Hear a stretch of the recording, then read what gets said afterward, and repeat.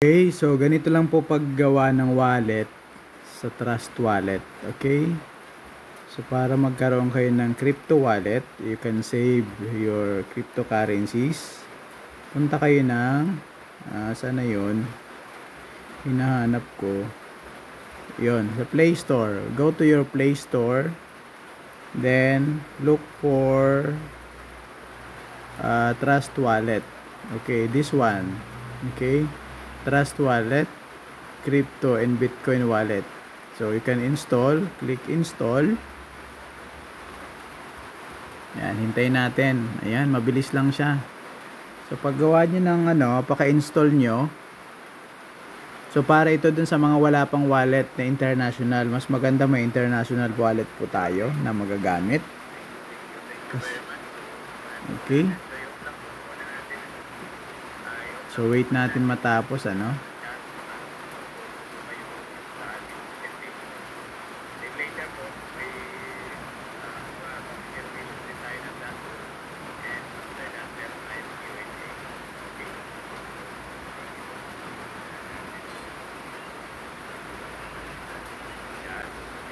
so installing.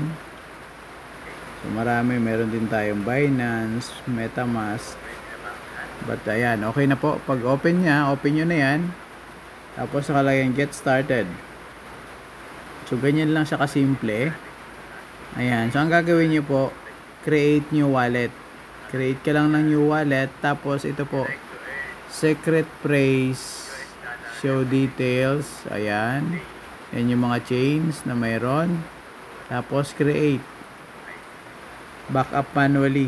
Okay lang po yan.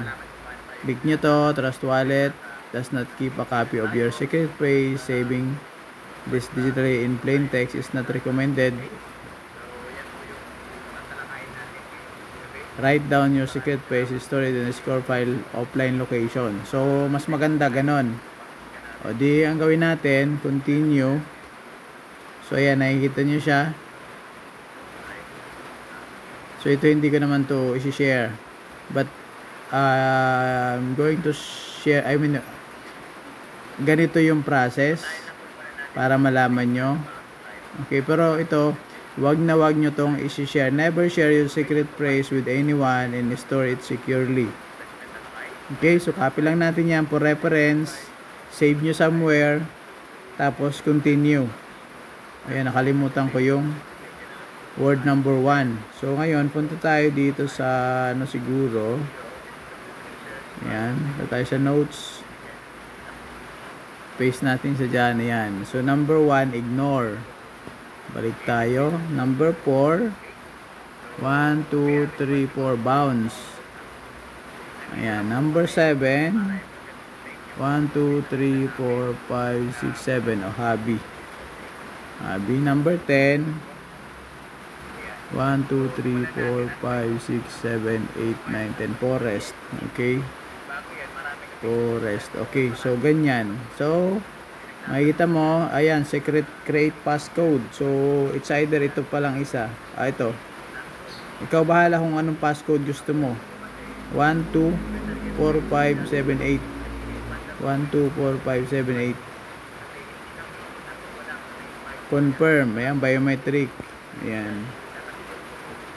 Ayan, okay. So, okay na yan. Start using wallet na siya. Allow. Claim points. Ayan, pwede mo rin i-claim yung mga points na yan. So, back. Claim all mo siya. Ganyan, 100 points, whatever. Then, so ganito na po yan. So, ngayon, ang kailangan natin dito sa ating pinagkakitaan is BIP20. So, receive. Click nyo po itong receive.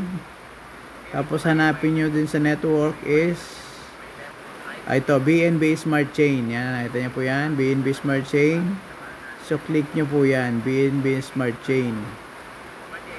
Oh, hindi po ito. Sorry. This is BNB.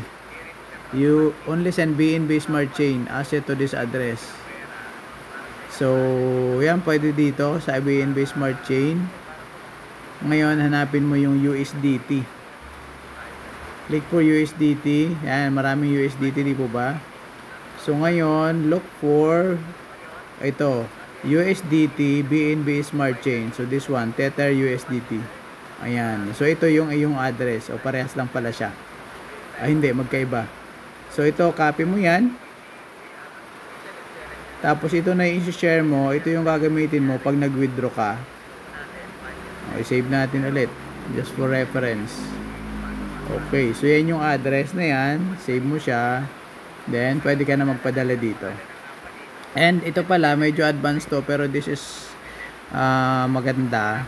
Kasi, ano lang talaga siya, wallet. So ngayon, pag gamit natin BNB Smart Chain, kailangan meron ka ring BNB mismo na coin. So bili ka niyang BNB. Ito BNB Smart Coin. Yan, ito. Parehas lang pala siya. Parehas nga. So pwede mo isend dito yung BNB na token, na coin. Send ka dyan ng mga kahit $10 para maging gas fee siya. Okay? So, ganun lang po. Ganyan po yung paggawa ng smart, ng Trust Wallet para dun sa mga hindi pa. So, para ma-withdraw mo ito, so ibabato mo siya sa exchange. Katulad ng Binance, katulad ng CoinPH, pwede mo siyang gamitin. Pwede mo ring isend sa... Ayun, tama, CoinPH kasi meron siyang BIP20. Okay? So, ganun lang po. Maraming salamat.